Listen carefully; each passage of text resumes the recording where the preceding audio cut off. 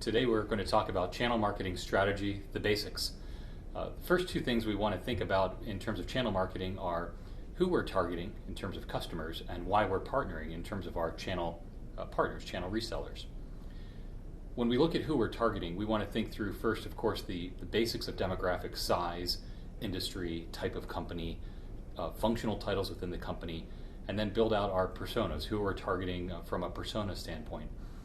Paying close attention to size of company as well. In many cases, as part of a channel marketing strategy, there may be accounts we want our direct teams to handle and accounts we want our channel resellers to handle. Any model can work. The importance is clarity, both for your direct side and for the channel side. Next, we want to very much focus with our channel partners on our roles and responsibilities at different stages of a customer's life cycle.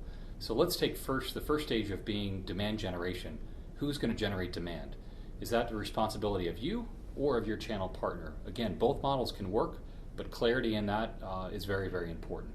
Second is who we're targeting within demand generation. Are we targeting net new customers for both of us, or are we looking to cross-sell into one partner or another's existing customer base? Again, both models can work perfectly fine. The importance is clarity on what we're doing. Next is closing the deal. This often gets overlooked because somebody who generates the demand may not be the best one for actually closing the deal. Maybe your channel partner is good at getting you in the door or getting an opportunity in the door, but they really need you to come in and help close the deal itself.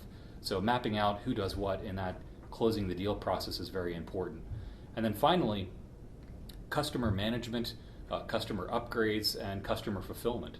In some cases and in some channel organizations, it may be that you're going to be very good at closing deals and your partners are fantastic at fulfilling, or it could be the other way around. It's very important from a channel strategy perspective to map that out ahead of time. And then the final area that we want to look at is channel alignment.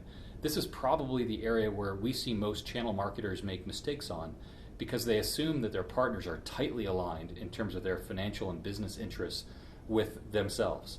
In some cases, that's true. We see some organizations where channel partners make most of their income directly selling their channel partners' products and services.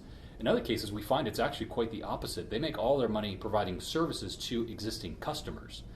Both those models and anywhere in between can work perfectly fine, and you need channel partners that can do different aspects of the end-to-end process, but you really need to understand that. Those that are very tightly aligned, channel marketing is much easier. It's a more straightforward process. People that are further aligned, you've got to think that through in a lot more detail of how do we, knowing that our channel partner makes a lot of their income outside of selling our product, how do we create programs and strategies so that we can jointly market together? The best way to understand how tightly aligned you are is to sit down with channel partners, a channel partner or multiple channel partners, and map out over the course of 3 years for a given net new customer all the income that the two companies would derive from that customer, where that income gets spread out, so between you and your partner, and then finally, what the margins are, because maybe there's a high degree of income but low margin. You want to make sure you take that into account. Anyway, we hope you enjoyed this from a channel marketing strategy basics overview, and we'll look forward to talking to you again soon. Thanks.